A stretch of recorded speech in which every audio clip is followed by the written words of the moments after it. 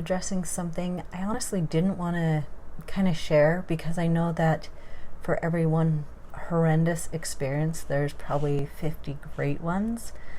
But it kind of relates to my last appointment.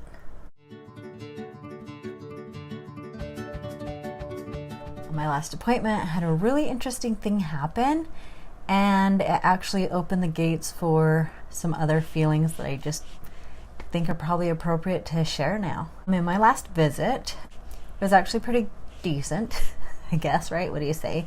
When I went in there to check in, they not only had me go in and sign in and fill out the forms and like the survey and whatever and get ready for my blood to be drawn, but a man called out my name and he said, "Hey, I am from," I think it was like the tissue bone bank or something like that. I don't exactly know. So, but he pulled me aside and he said, "Hey, we want to discuss this with you.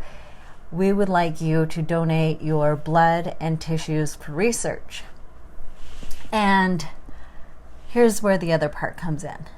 Ironically, I was about to go in there that day and sign something and say, "You're not allowed to use my things. I don't want you using any pictures of me. I don't want any information of mine saved or shared. I'm not okay." And there's a reason behind it. I feel like I've been going through a lot of hell, let's be honest, the last couple years. And I think it has all been in the name of a doctor's ego. And I've gone through hell. And I don't want to be your guinea pig. Treat me like a person. I'll be honest, I didn't want to share this with many people. It's been a really horrible rough time for me, emotionally, on top of obviously freaking medically. And there's so many components to it. So essentially, I'll tell you, I've been seeing different doctors, right? I was seeing one local oncologist, hematologist, and without fail, no matter what I would bring up, she would note that it wasn't her department, didn't pertain to her. It was completely normal what I was going through. When I would say my heart's having problems, please look at it. Nah, you're normal. You're too young. You're too young. Everything was pissed on. Everything. When a nurse brought up to her a couple times, "Can we look at her port, maybe a port study, because I was having issues?" She just said, "Well, is it working?" And the nurse is like, "Yeah," She didn't tell her that they all struggle really hard to get anything out. It had clotted a couple times. They were literally yanking, doing suction within my heart. Come to find out, the port was way too long for my body, my torso, whatever, and it was hitting the valves. So while you're doing this sucking motion, probably a reason someone has failed 2 stress tests now. And I had a really healthy heart before. I've seen a heart doctor, and he said I had a fantastic heart. So I'm not really excited about where I'm at right now. I'm kind of pissed, angry, sad, worried, scared, trying to be grateful, but human as hell. And I think a lot of it comes down to being a guinea pig. A doctor not giving a crap that I'm a human being. I saw her a couple times attempt to relate to me. I am a human. I know what human interactions are like, and I also know what bullshit is. Sorry for saying it, but really, it was just so awful. So here was part of the problem. For a long time, I would try and go to a different doctor. I would even go to the office when she wasn't there just to get my blood taken. I already knew the answer. She was essentially just treating me robotically, and if my number said it, she was okay with it. If it didn't say it, whatever. And literally did not give a crap what I said about symptoms or how I felt.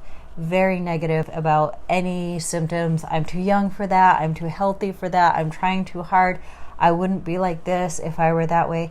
I mean, just the ridiculous. Just ironically, I had the JAK2 testing before I moved to Pennsylvania, and it was in my records. Very easy to find, actually, when I looked. And she was like, "I can't see that anywhere." I'm like, okay. So she had me tested again, and fine and dandy, but I've already had it. It's been confirmed 3 times now. Honestly, it's kind of funny. But it's confirmed, right? It's there. It was right in the face. But the actual act of caring or trying anything. So I am actually cutting this so much shorter than it was. It was pure hell. I tried to get out of the system. They have some criteria there. You cannot go see another doctor in the same practice. They wouldn't let me. I could not switch. I practically begged. I would talk to the nurses, anyone, please just let me switch. And I wasn't mean about her. I kept it very low. Like, this is the worst part, is I actually wanted to kill myself. And I didn't mean it as a horrendous, like, oh, drama. But there was a point, and obviously I didn't say anything to people much, right? But where I felt no matter what I did to do better, to be better, to feel better, no matter who I was screeching to, like begging for her to listen, she wouldn't listen. She was extremely dismissive. When I had the clot in my heart, she was like pissed at me about it, essentially. Like I had done it, like crazy, right? And then when I told her about my lungs, like I can't breathe, she was so dismissive. And she's like, it's anxiety. And I'm like, no, I know anxiety. Like, what the hell, you know? Crazy stuff. Well, went down that day, had my test, and had multiple in both lungs. And she was like angry with me, told me in the waiting room in front of everyone, nice HIPAA, right? Ironically, she got mad at me and said I should have gone to someone in some other department for the answer, but that's not protocol. Anyhow, long story short, it was very tormentous, awful, horrible. Anyway, I'm still emotionally very scarred. It has really messed up my treatment. I have I'm backlogged, even, oh my gosh, there's just so many things. It has been pure hell. It has been torture. It has been something that has emotionally scarred me. When I feel like I was trying to scream for help, nothing. And I thought, my family can't live like this. They can't live with me screeching, I feel horrible, there's something very, very wrong, and I know it. And going to the doctor and her dismissing everything, and then I didn't have a chance to get another doctor because of their ridiculous policy when someone's begging to see someone else. When I saw her nurse, she immediately was like, are you sure? The whole thing was nuts. Honestly, this is me venting the extremely short version. I truly had a horrible time, and it finally came down to when I was able to go to the cardiologist is because I kind of lost it. At the end of last year, when I was determined to feel better. I just couldn't keep going on like that. And she was like, why haven't you seen a cardiologist? You know, kind of like almost trying to call me out. And I was like, because I haven't been able to get my life together. Like, honestly, I was losing it. And finally, she's like, yeah, go ahead, go see one. You know, I was like, God, whatever. Like, finally got to see one. And it all kind of went that way. When I talked to her and I said, I don't think we have correct communication. Mind you, I was still decent. Why? I don't know. I mean, I don't think that we need to be horrible to each other, and I don't want to be on that level. I'm not the one, you know, being awful, and why should I? It's not good for me either. So I was as decent as I could, and I said, I just think our communication is really bad. She was supposed to be directly speaking to my specialist about my treatment, my numbers, help, anything I had brought up, because I had brought up a lot. And nothing. She wasn't talking to her. There was no communication. It was just like some facade of a lie. And then when I went in and I finally was like, you know, we're just not communicating. We need to switch. We need something. And I was like asking different doctor, whatever you need, right? And she was like, well, what about my research? Oh God, it still pisses me off. I was like, are you kidding me? Like, number one, you've helped me nothing. Like, you've damn near killed me. You're pretty much the person who's going to kill me. You know, my sister said, she looks familiar. I said, yeah, that's the lady that's going to kill me. Legit, I made jokes about it. And if you know me, if I'm scared or anything, I'll make jokes about things because, I just can't always deal with things properly, right? Anyhow, I realized, like, what the hell? This lady has put me through all these things, all these tests. We pay for this. I'm paying co-payments to go there, be belittled, neglected, and damn near killed for her, whatever research that I was never informed of. She's never given me any information about my own things. In fact, I've had to show her articles as to why she needs to actually treat me. I had to go over her head in the beginning to the specialist and say, listen, this lady's keeping me at 50. And until she could get some other like instruction, like, you're doing this totally wrong. The irony is I'm always telling people, advocate for yourself. And I was clamoring at whatever I could. I mean, I did whatever I could with the information I had, like, please give me another doctor. I tried to inform her. I told her nurse. Completely just, it was hell. And now here I am, failed a second stress test on my heart. I don't know if the lungs are cleared or not. We are still just working on the healing. Pegasus may or may not be working. You know, there you go. So it's been a rough time. I am at the head of it because I am still, it's like repeating the very beginning of my treatment, and I'm just not having a great time. Not. And then going back to the beginning, when I went to the last appointment, oh, there's more. Oh my gosh. Let me tell you quickly. When I went in, had the skin rash, they went in and said, okay, took a picture of me, made me sign something really quick. And I said, what is this picture for? And she said, you know, we just need to, you know, look at it. And I said, is this like a before and after? Like, I don't know, it's a rash, right? And she's like, well, you know, maybe we'll just look at it, use it maybe for study, or, you know, maybe like I'll show people. And she kind of mumbled it, right? And to me, I was like, what the hell? And they make it look like they're not going to treat you unless you sign this paper. Legit, no treatment unless you sign. So when I'm looking at it later, as soon as she made it horribly obvious that I was an inconvenience and me having some rash is an inconvenience for her, right? I'm having a hard time medically. Anyhow, so as she's doing this, she gives it to me. I'm like, whatever, I'm desperate. Like, I gotta get better. I sign it. And then later I look and it's like, you've given permission. For what?